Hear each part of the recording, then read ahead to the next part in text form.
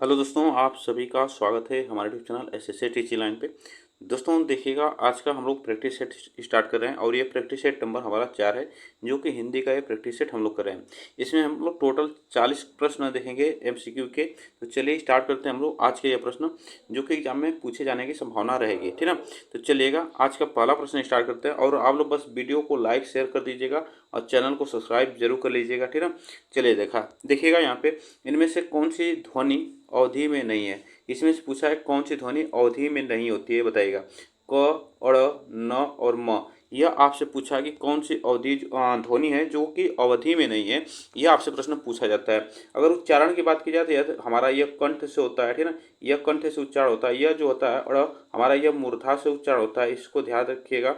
यहाँ से मूर्धा से होता है। न जो है यह किससे उच्चारण होता है, तो यह दंत से उच्चारण होता है, ठीक है ना। दंत से उच्चारण होता है। म जो है यह याद रखना ओष्ठ से उच्चारण होता है, ठीक है ना। यह ओष्ठ से उच्चारण होता है। एग्जाम में पूछा जाता है इसे उच्चारण स्थान भी, तो ये भी ध्यान रखना है। तो इसमें जो अवधि में नहीं होता है तो वो हमारा जो होता है अड़। अड़ जो होता है यह अवधि में नहीं होता है। इसमें ऑप्शन हमारा बी सही होगा। चलिएगा आगे चलते हैं। नेक्स्ट क्वेश्चन देखिएगा, प्रसन्नता शब्द में कौन सी ध्वनि है, बताइएगा। संयुक्त ध्वनि है, संपृक्त ध्वनि है, युग्मक ध्वनि है, उपरोक्त में से कोई नहीं। प्रसन्नता शब्द में कौन सी ध्वनि है, इसमें से बताइएगा। आपसे एग्जाम में पूछ लिया जाता है, तो इसको ध्यान रखिएगा। अगर प्रसन्नता की बात की जाए तो यहाँ पे प्रसन्न यहाँ पे जो प्रसन्नता जो लिखा गया है, तो यहाँ पे इस तरह लिखा जाएगा। तो यह आप ध्यान रखिएगा, यहाँ पे जो युग्मक ध्वनि होगी, ठीक ना। युग्मक ध्वनि होगी जिसमें स की आवृत्ति आधा यहाँ पे हो रही है, तो स की आवृत्ति जो हो रही है यहाँ पे हमारा युग्मक ध्वनि के अंतर्गत आएगा। तो इसमें ध्यान रखिएगा। चलिएगा आगे चलते हैं। देखिएगा, स्वर ध्वनि के प्रकार हैं। स्वर ध्वनि के प्रकार कौन कौन होते हैं? दीर्घ होते हैं, प्लुप्त होते हैं, हर्ष होते हैं, उपरोक्त तीनों होते हैं। तो याद रखना, यह उपरोक्त तीनों होते हैं। हर्ष होता है, दीर्घ होता है, उसके बाद प्लुप्त होता है। इस आपको ध्यान रखना, एग्जाम में पूछ लिया जाता है। हर्ष ध्वनि आपको याद रखना कौन कौन होता है। अ होता है, ई होता है, उ होता है और छोटा री होता है, ठीक ना। छोटा री होता है। दीर्घ में क्या आता है? आ आता है, इसको ध्यान रखिए। आ, ई, बड़ा उ, बड़ा री आता है, याद रखना बड़ा री आता है। उसके बाद ओ, याद रखना ओ, और ए और अय, यह सभी हमारे दीर्घ में आते हैं। प्लुप्त में आते हैं सिर्फ ओम, याद रखना ओम, यह लिखा जाता है ओम, इस तरह। तो यह हमारे प्लुप्त स्वर होते हैं, इसको ध्यान रखिएगा, एग्जाम में पूछ लिए जाते हैं। हर्ष स्वर की संख्या पूछा जाए तो हर्ष स्वर की संख्या 4 होती है, इसको भी ध्यान रखिएगा। आगे चलते हैं। नेक्स्ट क्वेश्चन देखिएगा, स्वरों के उच्चारण में लगने वाले समय को क्या कहते हैं? स्वरों को उच्चारण होने वाले समय में क्या कहते हैं? स्वरों के उच्चारण में लगने वाले समय को क्या कहता है, बताइएगा। मात्रा कहते हैं, अनुस्वार कहते हैं, ह्रस्व कहते हैं, प्लुप्त कहते हैं। इसमें ध्यान रखिएगा, स्वरों के उच्चारण में लगने वाले समय को हम कहते हैं मात्रा, ठीक ना। यह मात्रा कहा जाता है, इसको ध्यान रखिएगा। जो इसमें देखिएगा, स्वर जो उच्चारण होते हैं वह किसी की सहायता नहीं लेते हैं, लेकिन व्यंजन जो होता है वह स्वर की सहायता लेता है। यह आपको ध्यान रखना है, ठीक ना। यहाँ पे जो हर्ष स्वर होता है वो उसमें 1 मात्रा का समय लगता है, वहीं दीर्घ स्वर होता है उसमें 2 मात्रा का समय लगता है, और वहीं प्लुप्त स्वर जो होता है हमारा वो उसमें 3 मात्रा का समय लगता है। तो यह ऐसे एग्जाम में पूछा जाता है, तो इसे हम कहते हैं मात्रा। चलिएगा आगे चलते हैं। नेक्स्ट क्वेश्चन देखिएगा, यहाँ पे देखिएगा सही कथन चुनिएगा। सही कथन क्या होगा, इसमें से बताइएगा। यह और वह ध्वनि अर्धस्वर कहलाती है। व्यंजन का उच्चारण बिना स्वर की सहायता से हो सकता है। अवधेश का विग्रह अवधेश होगा। और हिंदी में व्यंजनों की संख्या कितनी होती है?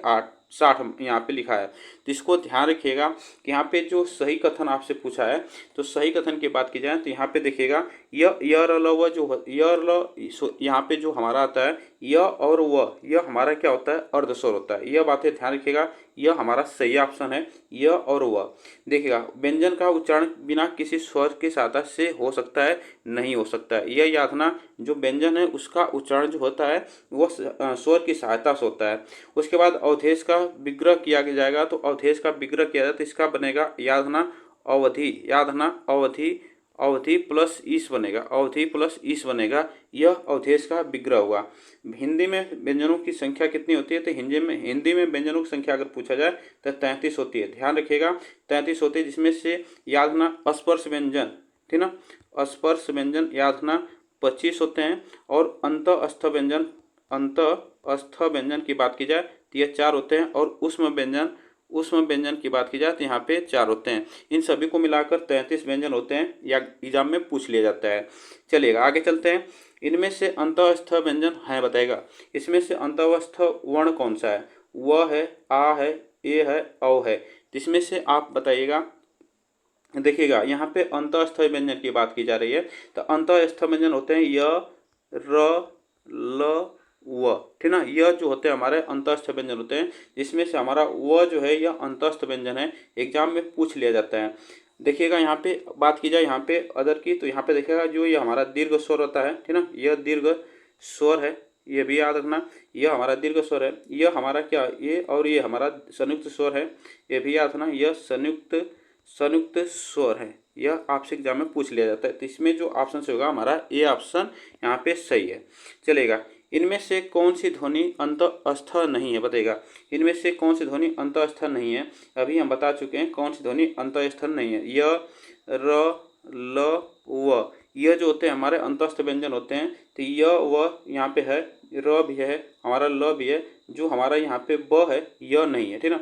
यह जो अंतःस्थ व्यंजन नहीं होता है, इसको ध्यान रखिएगा, एग्जाम में पूछ लिया जाता है। यह स्पर्श व्यंजन आता है, ठीक ना। यह क्या है? स्पर्श, याद ना, स्पर्श व्यंजन है, एग्जाम में पूछ लिया जाता है। चलिएगा आगे चलते हैं, नेक्स्ट क्वेश्चन देखिएगा। इनमें से कौन सा वर्ण स्पर्श व्यंजन नहीं है बताएगा। इसमें से कौन सा वर्ण स्पर्श व्यंजन नहीं है? क, च, छ और य।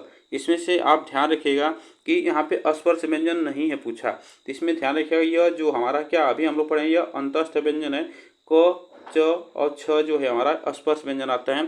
स्पर्श व्यंजन की संख्या अगर पूछा जाए तो कितनी होती है? स्पर्श व्यंजन की संख्या 5 होती है। इसे वर्गीय व्यंजन भी कहा जाता है, याद रखना, इसे वर्गीय व्यंजन भी कहा जाता है। एग्जाम में पूछा जाता है, इसे वर्गीय व्यंजन भी कहा जाता है। आगे चलते हैं, नेक्स्ट क्वेश्चन देखिएगा। यहाँ पे हमारा कामता प्रसाद गुरु ने बाह्य प्रयत्न के अनुसार व्यंजनों के कितने भेद माने हैं? तो बाह्य प्रयत्न के अनुसार व्यंजनों के कितने भेद माने हैं? 3 भेद माने हैं, 5, 4, 2। तो इसमें से आपको ध्यान रखिएगा, बाह्य प्रयत्न के आधार पर कामता प्रसाद गुरु ने 2 भेद माने हैं, ठीक ना। कितने? 2 भेद माने हैं, वह कौन कौन है? तो ये भी ध्यान रखिएगा। एक होता है अल्प प्राण, याद रखना, अल्प प्राण होता है, और एक होता है महाप्राण, ठीक है। एक होता है महाप्राण, इसको याद रखना, एक होता है महाप्राण। एग्जाम में पूछ लिया जाता है डायरेक्ट, तो इसको ध्यान रखिएगा। आगे चलते हैं, नेक्स्ट क्वेश्चन देखिएगा। इनमें से कंठ ध्वनियाँ कौन सी है बताइए। इनमें से कंठ ध्वनियाँ कौन सी है बताइएगा। इसमें से कंठ ध्वनियाँ की बात की जाए, यहाँ पे कंठ ध्वनि कौन है इसमें से बताइएगा। क और ख, य और यहाँ पे देखिएगा, यहाँ पे य और र, च और ज, ट और ठ। इसमें से याद रखना, जो कंठ ध्वनि होती है हमारी क्या होती है? क वर्ग जो होता है, ठीक ना, क वर्ग जो होता है हमारा यह कंठ होता है। क, ख, ग, घ, अंग, यह जो हमारे होते हैं कंठ होते हैं, ठीक ना, यह याद रखना। और य और र जो है हमारा यह अंतःस्थ व्यंजन है, ठीक ना, यह अंतःस्थ व्यंजन है, एग्जाम में पूछा जाता है। च और च की बात की जाए तो यहाँ पे च, छ, ज, झ, यहाँ यह तालव्य होता है, यह तालव्य होता है, इसको ध्यान रखिएगा, यह तालव्य होता है। ट की बात की जाए तो यहाँ पे इसको आप लोग कमेंट में बताइएगा, बताइए आगे चलिएगा, बताइए आगे क्वेश्चन करते हैं। हिंदी में मूर्धन्य ध्वनियाँ होती हैं, हिंदी में मूर्धन्य ध्वनियाँ होती हैं च, छ, ज, ट, ठ, ड, ढ, प, फ, ब, भ, म और त, थ, द, ध। इसमें से आपसे पूछा है मूर्धन्य ध्वनि कौन सी है। तो मूर्धन्य ध्वनि की बात की जाए तो बताइएगा इसमें से कौन सा है। इसमें से याद रखना, जो च हमारा यह होता है यह तालव्य होता है, याद रखना, यह तालव्य होता है, ठीक ना, यह तालव्य होता है। यह जो ट, ठ, ड है यहाँ पे याद रखना, यह होता है हमारा क्या होता है, यहाँ पे एग्जाम में पूछा जाता है, जिसमें हमारा यही मूर्धन्य होता है, ठीक ना, यह याद रखना, यही हमारा मूर्धन्य होता है, याद रखना, यहीं पर हमारा मूर्धन्य होता है, ये एग्जाम में पूछा जाता है। प, फ, ब की बात की जाए तो यह ओष्ठ से उच्चारण होने वाले होते हैं, ओष्ठ की सहायता से, ठीक ना, यह याद रखना। त, थ, ध की बात की जाए तो यह दंत से उच्चारण होते हैं, ठीक ना, दंत से उच्चारण होते एग्जाम में पूछा जाता है, तो इसमें ऑप्शन हमारा बी सही होगा। आगे चलते हैं, देखिएगा, उच्चारण की दृष्टि से वह ध्वनि है बताइएगा। उच्चारण की दृष्टि से वह ध्वनि क्या है? दंत है, ओष्ठ है, कंठ तालव्य है और तालव्य है। इसमें से याद रखना, व की बात की जा रही है, तो यहाँ पे आपसे एग्जाम में पूछ लिया जाता है, बताइएगा।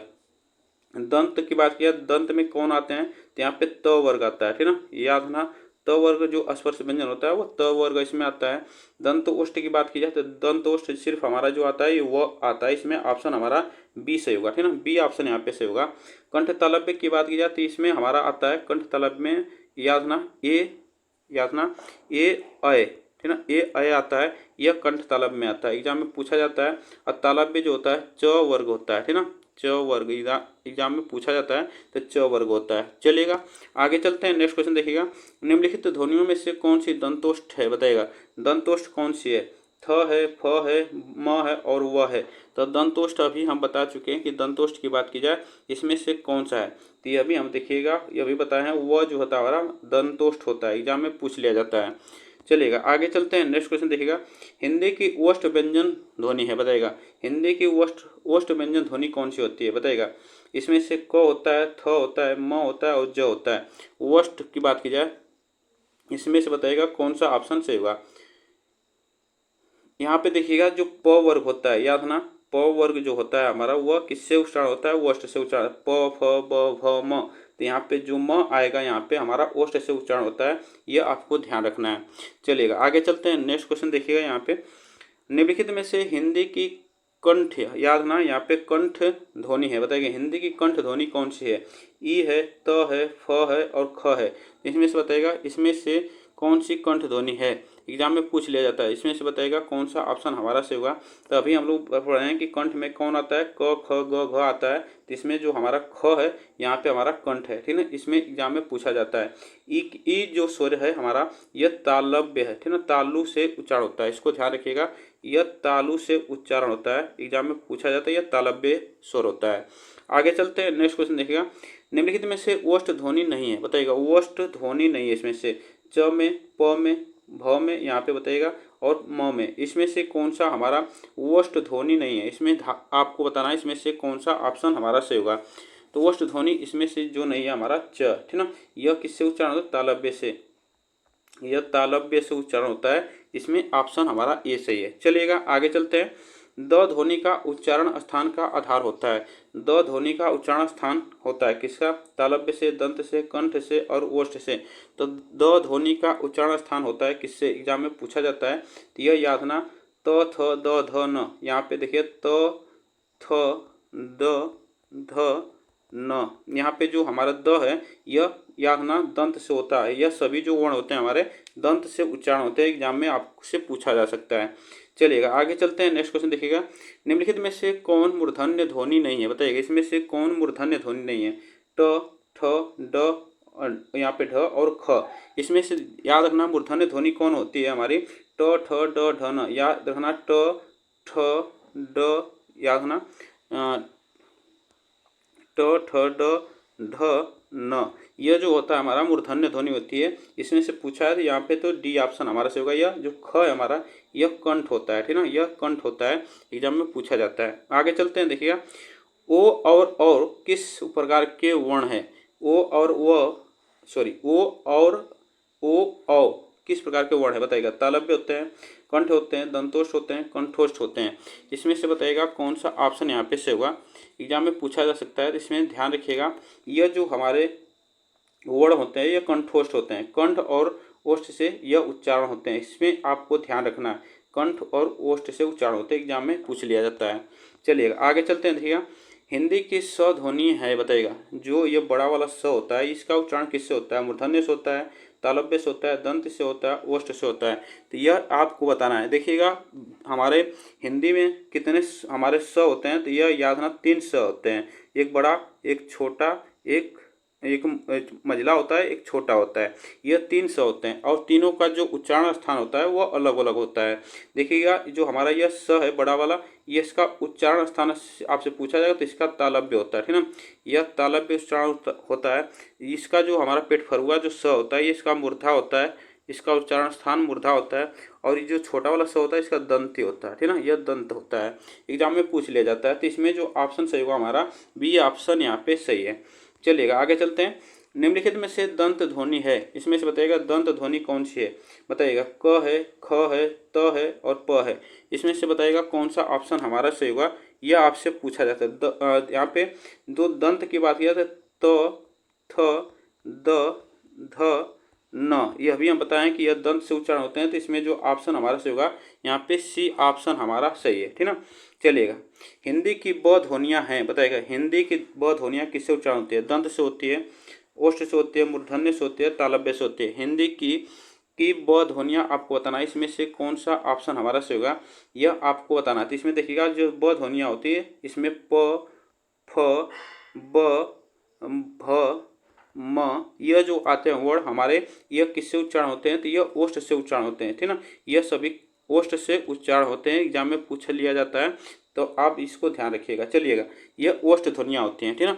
चलिएगा, आगे चलते हैं। नेक्स्ट क्वेश्चन देखिएगा, हिंदी की अग्र और अवृत्ताकार समृद्ध स्वर ध्वनि है, बताइएगा। इसमें से पूछा जाता है अग्र अवृत्ताकार समृद्ध स्वर है, इसमें से बताइएगा कौन सा ऑप्शन हमारा सही होगा। देखिएगा, यहाँ पे 3 क्वेश्चन आपसे पूछा है। अग्रस्वर होते हैं, तो अग्रस्वर कौन कौन होता है इसको भी ध्यान रखिएगा। अग्रस्वर कौन कौन होता है? अग्रस्वर की बात की जाए तो यहाँ पे होता है ई, ए और ए। यह जो होते हैं हमारे अग्रस्वर, यह जीभ के अगले भाग से उच्चारण होते हैं। यहाँ पे अवृत्ताकार की बात की जाए तो अवृत्ताकार जो हमारे स्वर होते हैं इसको ध्यान रखिएगा। अवृत्ताकार यहाँ पे कोई नहीं है, यहाँ पे वृत्ताकार होता है, तो यहाँ पे इसको ध्यान रखिएगा। यहाँ पे अ और आ आता है वृत्ताकार में, अवृत्ताकार में, यह आपसे पूछा जाता है। उसके बाद याद रखना यहाँ पे समृद्ध, यहाँ पे समृद्ध स्वर पूछा है, तो समृद्ध की बात की जाए तो यहाँ पे इसको भी ध्यान रखिएगा, समृद्ध, ठीक ना। समृद्ध स्वर, समृद्ध स्वर कौन होते हैं? इसमें समृद्ध स्वर में आता है हमारा ई आता है, छोटा बड़ा ई आता है, और ऊ आता है और बड़ा ऊ आता है, ये 4 आते हैं, इसको ध्यान रखिएगा। यहाँ से प्रश्न पूछा जाता है, तो इसमें जो ऑप्शन हमारा सही होगा यहाँ पे ई ऑप्शन सही होगा, ठीक ना। यहाँ पे ई ऑप्शन हमारा सही होगा। यहाँ पे जो ई है हमारा अवृत्ताकार है, यह इसका वृत्ताकार इसमें नहीं बनता है, तो यह ई जो है हमारा अवृत्ताकार है। यहाँ पे अ और आ यह वृत्ताकार होते हैं, ठीक ना, इसको ध्यान रखिएगा। चलेगा, आगे चलते हैं। नेक्स्ट क्वेश्चन देखिएगा, यहाँ पे निम्नलिखित में से कौन सा स्वर समृद्ध है, बताइएगा। कौन सा स्वर समृद्ध है, बताइएगा। इसमें से कौन सा स्वर समृद्ध है, यह आपसे प्रश्न पूछा जाएगा। तो अभी हम बता चुके हैं, बताइएगा। समृद्ध की बात की जाए तो समृद्ध में स्वर जो आते हैं आप ये इसको याद रखना, छोटा ई आता है, बड़ा ई आता है, और ऊ आता है, और बड़ा ऊ आता है, यह जो हमारे आते हैं समृद्ध में आते हैं। विवृत की बात की जाए, यहाँ से एग्जाम में पूछा जाता है, तो विवृत भी याद रखना। यहाँ पे ध्यान रखिएगा, विवृत, विवृत की बात की जाए तो यहाँ पे आ आता है, ठीक ना। आ जो आता है हमारा विवृत होता है, ये आपको ध्यान रखिएगा। उसके बाद अर्ध विवृत पूछा जाता है, एक होता है अर्ध, याद रखना, अर्ध विवृत, अर्ध विवृत होता है, ये भी आपको ध्यान रखना है। अब अर्ध विवृत की बात की जाए तो यहाँ पे औ और अ, औ और अ जो होते हैं हमारे अर्ध विवृत होते हैं, ठीक ना। चलेगा, इसमें से हमसे पूछा गया है, तो यहाँ समृद्ध पूछा है, तो समृद्ध हम लोग अभी पढ़ चुके हैं, तो यहाँ पे ई है, ठीक ना। ई जो होता है हमारा अर्ध, यह हमारा समृद्ध स्वर होता है। आगे चलते हैं, देखिएगा, निम्न में से अर्ध स्वर कहलाता है। अर्ध स्वर कौन कहलाता है? यह याद रखना, य और व, य और व जो होता है हमारा क्या होता है? यहाँ पे याद रखना, य और व जो होता है हमारा यह अर्ध स्वर होता है, एग्जाम में पूछा जाता है। यह र की बात की जाती है, यह लुंठित होता है, याद रखना, लुंठित स्वर इसे कहा, लुंठित व्यंजन कहा जाता है, ये भी ध्यान रखिएगा, लुंठित व्यंजन कहा जाता है। ल की बात की जाए तो यह पार्श्विक व्यंजन कहलाता है, ठीक ना, यह पार्श्विक व्यंजन कहलाता है, ये भी आपको ध्यान रखना है। चलिएगा, इसमें ऑप्शन हमारा कौन सा सही था? ये ऑप्शन हमारा यहाँ पे सही था। चलिएगा, नेक्स्ट चलते हैं। निम्नलिखित में से कौन सी व्यंजन ध्वनियाँ स्पर्श संघर्षीय कहलाती है? स्पर्श संघर्षीय आपको बताना है। स्पर्श संघर्षीय की बात की जाए, च छ ज झ क ख ग घ और ट ठ ड ढ और यहाँ पे और प फ ब भ, जिसमें से स्पर्श संघर्षीय की बात की जाए तो यह आपसे प्रश्न पूछा जाता है। यह जो जितने हैं यह हमारे क्या है? स्पर्श, इसमें सिर्फ ह को छोड़कर यहाँ पे सभी स्पर्श व्यंजन हैं, इसको ध्यान रखिएगा। तो इसमें याद रखना कि स्पर्श व्यंजन इसमें जो हमारा कहलाता है स्पर्श संघर्षीय व्यंजन कहलाता है, च छ ज झ, यह जो हमारा स्पर्श संघर्षीय व्यंजन कहलाता है, जिसे हम लोग इसको उच्चारण करते हैं तालव्य से, ठीक ना। इसका उच्चारण स्थान होता है तालव्य।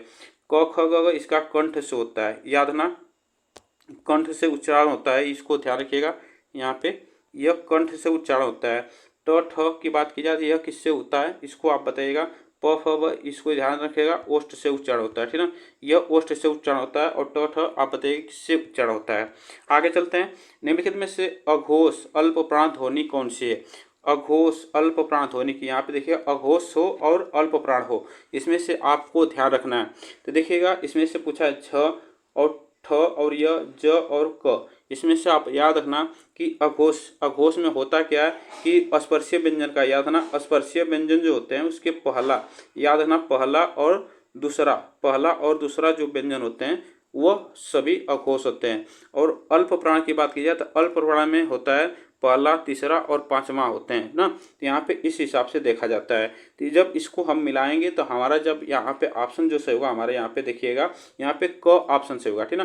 क यहाँ पे डी ऑप्शन हमारा सही होगा, क हमारा यहाँ पे सही है। तो इस हिसाब से आपको ध्यान रखना है।